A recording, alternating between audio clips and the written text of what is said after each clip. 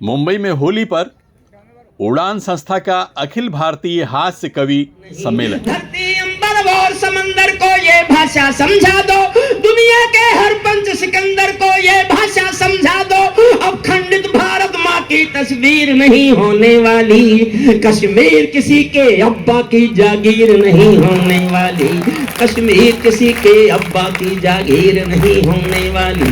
नई सदी मुंबई के रहने वालों को होली के दिन रंग में सराबोर होकर जब लोगों को शाम में थोड़ा आराम मिलता है, तो उस वक्त यहाँ शुरू होता है उड़ान संस्था का शानदार हास्य कवि सम्मेलन, जिसमें देश के मशहूर कवियों की रचनाएं सुनने को मिलती हैं।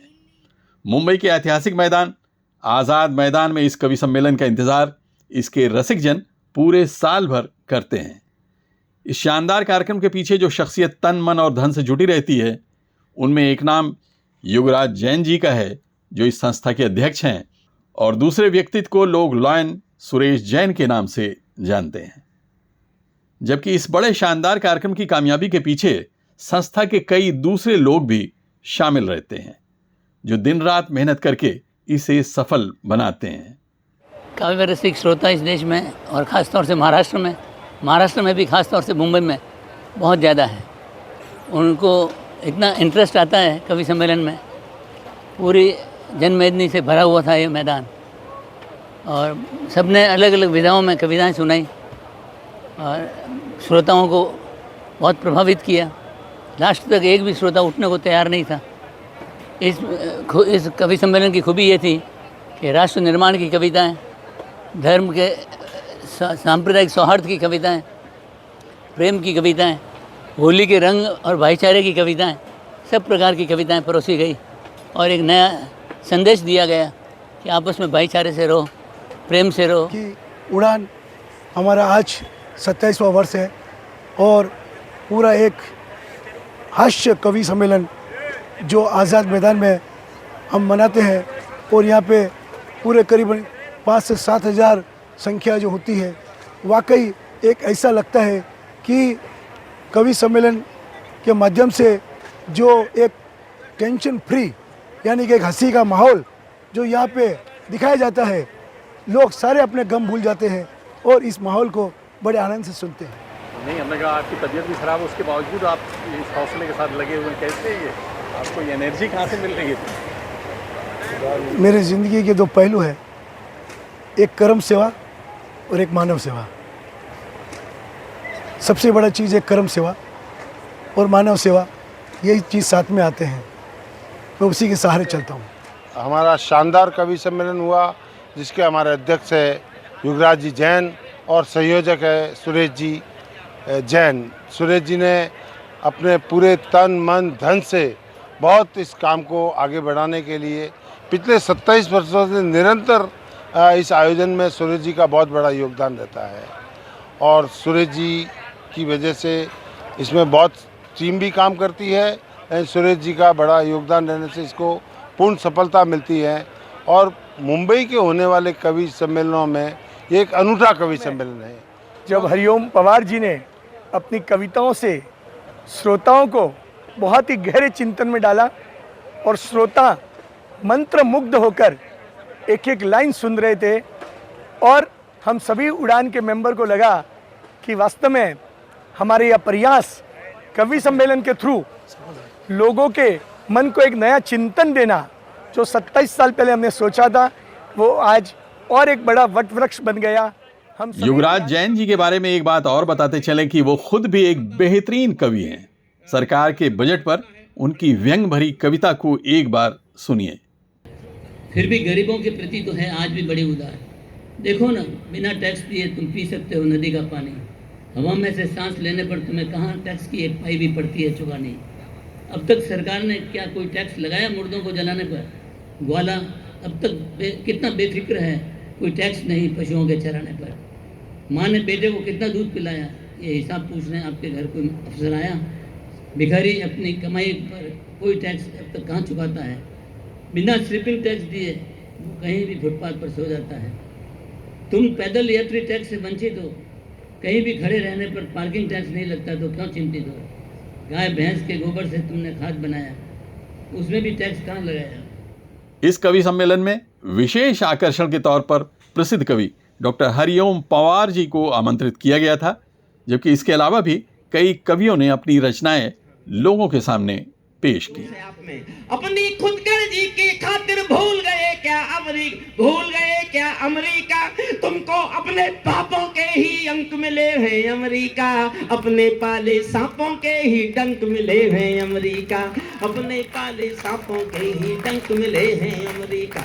आतंकों के साए को तुम हाथ हिलाकर चले गए, जिनका तुमने अंत लिखा था उन्हें जिलाकर चले गए, भोले भाले अफगानों का हृदय तोड़ कर चले गए, जहरीले सांपों के घर में दूध छोड़ कर चले गए। और दो पंक्तियां आपको लगे कि मैं कुछ कहने का साहस भी कर रहा हूं और हिम्मत भी कर रहा हूं, तो मेरे हिम्मत और हौसला बढ़ाना। जहरीले सांपों के घर में दूध छोड़ कर चले गए, जिस दिन काबुल से अमेरिकी हाथ छूटते देख लिया, जिस दिन काबुल से अमेरिकी हाथ छूटते देख लिया, हमने दुनिया के दादा का दम्भ टूटते देख लिया, हमने दुनिया के दादा का दम्भ टूटते। कि जुबां पर है सभी के आजकल अंगार की बातें, हवा करने लगी है तीर और तलवार की बातें, और यहाँ नफरत के शोले हैं दिलों में और आँखों में, यहाँ नफरत के शोले हैं दिलों में और आँखों में, चलो कुछ देर बैठे और कर ले प्यार की बातें, चलो कुछ देर बैठे और कर ले प्यार की बातें।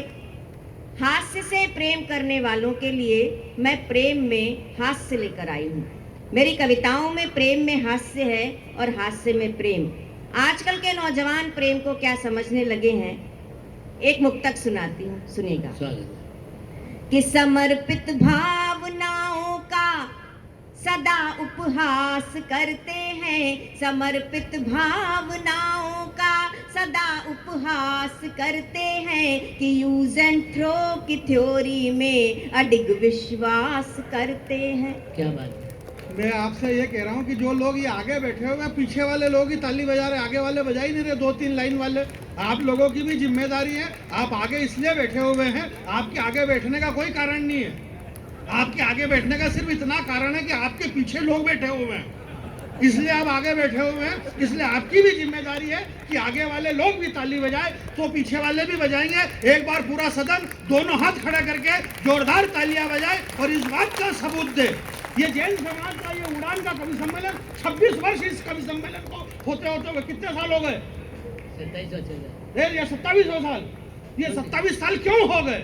ये इसलिए हो गए क्योंकि इसको कर रहे हैं, ये कर रहे हैं इसलिए हो गया। तो करना पड़ता है तो आपको करना पड़ेगा। आप खाली आगे बैठने से काम नहीं चलेगा, पीछे वालों के साथ में आगे वाले को ताली बजाना पड़ेगी। जो मंच पे इस सोच को जिया है डॉक्टर हरिओम पवार जी ने। एक बार जोरदार ताली बजाइए उनकी मौजूदगी के लिए, उनका आशीर्वाद चाहता हूं। सुनिएगा। जो मजलूमों को सताते हैं, जो दंगों को भड़काते हैं, जो नफरत को फैलाते हैं, घरों में आग लगाते हैं, बसा ले दिल में चाहे राम, बसा ले दिल में चाहे राम, या सीनों में रखे इस्लाम, वो हिंदुस्तान छोड़ दे, वो हिंदुस्तान।